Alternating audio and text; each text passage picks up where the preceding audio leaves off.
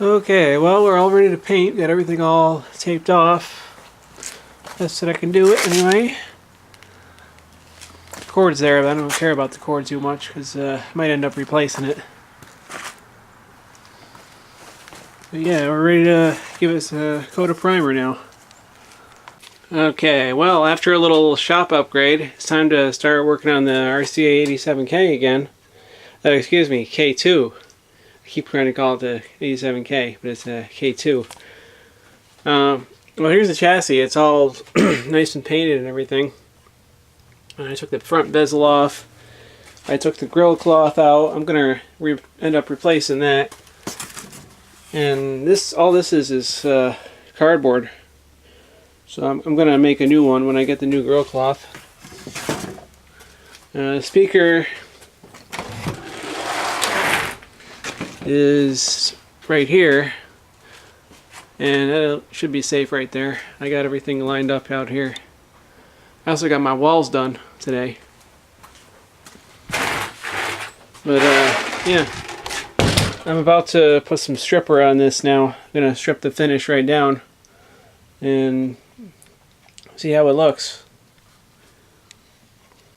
And the stripper I'll be using is called Citrus Strip. It's safe for indoor use. No harsh fumes. Strips multiple layers, and I've used it in the past and it works really good. You just gotta leave it on for a long time. Okay, well, I got most of the, if not all, of the finish stripped off here. As you can see, there's a big pile of some of it there on the floor. As you can see, if you look close, somebody's really gone to work on this cabinet with, I think Bill said it was a wire brush or something, because, I mean, if you look, all scratches all against the grain. Somebody didn't know what they were doing, just really tried to go at it. And even on the front here, you know, they just mangled it. Yeah, they really screwed it up. I'm gonna try to see. I used some of these mineral spirits over here to kind of clean it up. I think I'm gonna go out and get some lacquer thinner too and kind of wipe this down some more. And I gotta still do like the inside here. But once I get all the residue and crap off, I might be able to like lightly sand it a little bit. This way, of course, not this way, because the grain's going this way. And because when it's wet, it looks actually pretty good. So I'm gonna, try to get the rest of this residue out of here and just lightly sand it, because you don't want to really go to work on veneer like this because it can look really bad. So I'm just gonna try to get most of the scratches out, and then the rest, hopefully the finish will kind of cover that up. Because I like how they do this veneer on these old radios. You got the stripes here. It looks really cool. So yeah, I still gotta get a lot of that crap off down there. So yeah, I'm going out to get some lacquer thinner, and we'll come back and when I make some more progress. Oh, and I was just watching Joe Earnwan's video, and he said he used Gojo on the cabinets it really helps clean it up. So I'm going to try using some of that too and see how that works. That'll really help to get the residue and crap off. He was using that before he stripped the finish off, but we'll see how that works on this thing here too, and I can use it on the inside too, and maybe we'll get some good results. Okay, well, the patient is still on the operating table. I decided before I do any more work on the cabinet, see, I've been really scrubbing it down, and using a scrub brush, just a little bit of water and then shaking it off so it's not too wet. Kind of going in here and getting all the crap out of the crevices and stuff, and it's been working pretty good. So now I decided before I do any more of that cleaning, I should take care of this mess here and see how this is kind of coming apart there.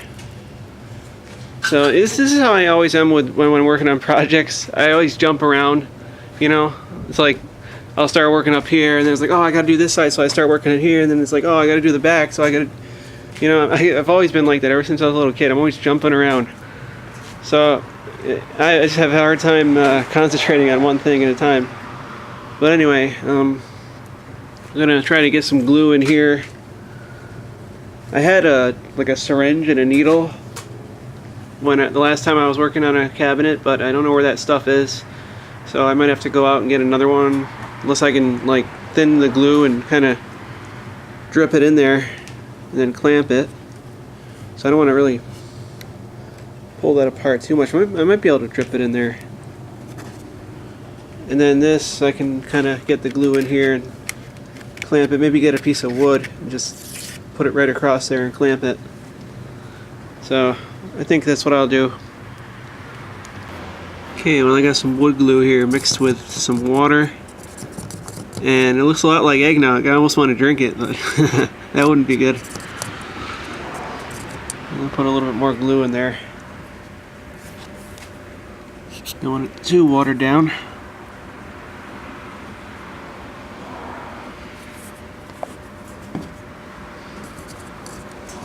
I think I'll just dribble it in there. See how that goes.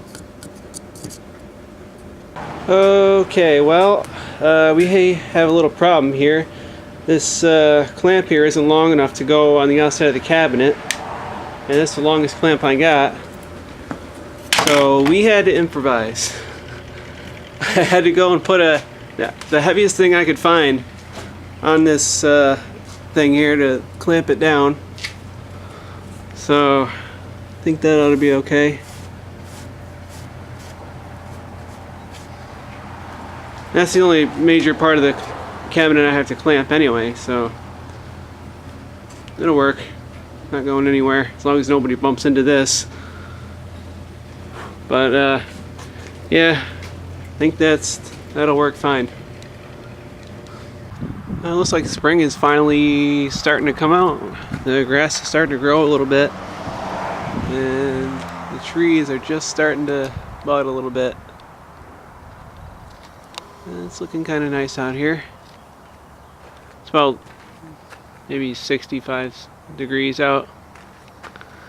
But yeah, this is all the work I'm going to do on the cabinet today. I got this loose veneer here all glued in, and I'm out of clamps. These are the only 3 clamps I got, so that's good for now. I'll work on the other side later. Of course, this here came loose when I was cleaning the inside, so I gotta let this set for a while before I go to work on any other sections. So I think I'll end this right here. Thanks for watching.